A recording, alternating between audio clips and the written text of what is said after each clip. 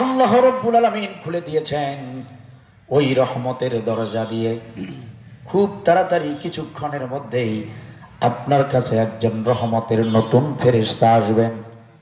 একজন রহমতের নতুন ফেরেশতা আপনার কাছে আসবেন, আপনার নিকট তাশরিফ আনবেন এবং আপনার কাছে আল্লাহর পক্ষ থেকে নিশ্চয়ই কোনো সুসংবাদ নিয়ে আসবেন। চিৎকার দিয়ে বলেন সুবহানাল্লাহ। জিবরিল আমিন কথাটা বলে শেষ করেছেন, সঙ্গে সঙ্গে রহমতের নতুন একজন ফেরেশতা এসে হাজির। নবীকে সালাম জানালেন, নবী সালামের জবাব দিলেন। নবী সাল্লাল্লাহু আলাইহি ওয়াসাল্লাম প্রশ্ন করলেন, রহমতের নতুন ফেরেশতা, ও রহমতের নতুন ফেরেশতা, রহমতের নতুন দরজা দিয়ে তুমি এসেছো, আমি জিবরিলের কাছে শুনতে পেলাম। বলো বলো কি এমন সুসংবাদ নিয়ে এসেছো? আল্লাহ রাব্বুল আলামিন কি সুসংবাদ দিয়ে তোমাকে পাঠিয়েছে বলো।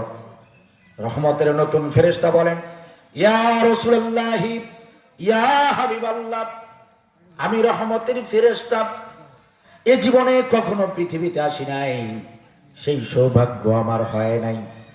আজ প্রথম আমি পৃথিবীর জমিনে বিচরণ করলাম। আল্লাহর পক্ষ থেকে সুসংবাদ নিয়ে আপনার কাছে এসেছি। আল্লাহ রাব্বুল আলামিন দুটি নূরের সুসংবাদ দিয়ে আমাকে পাঠিয়েছেন। নবী বললেন, দুটি নূরের সুসংবাদ? কোন দুটি নূরের সুসংবাদ তুমি দিতে চাও? নতুন ফেরেশতা বলেন, ইয়া রাসূলুল্লাহ, দুটি নূরের সুসংবাদ নিয়ে এসেছি। সেই নূর দুটি হলো, এক নম্বর নূর হলো সূরাতুল বাকারা, দুই নম্বর নূরের নাম হলো সূরা ইমরান। এই দুটি হচ্ছে নূর। দুটি নূরের সুসংবাদ দিয়ে আল্লাহ তাআলা আমাকে পাঠিয়েছেন। একটির নাম বাকারা, আরেকটির নাম ইমরান।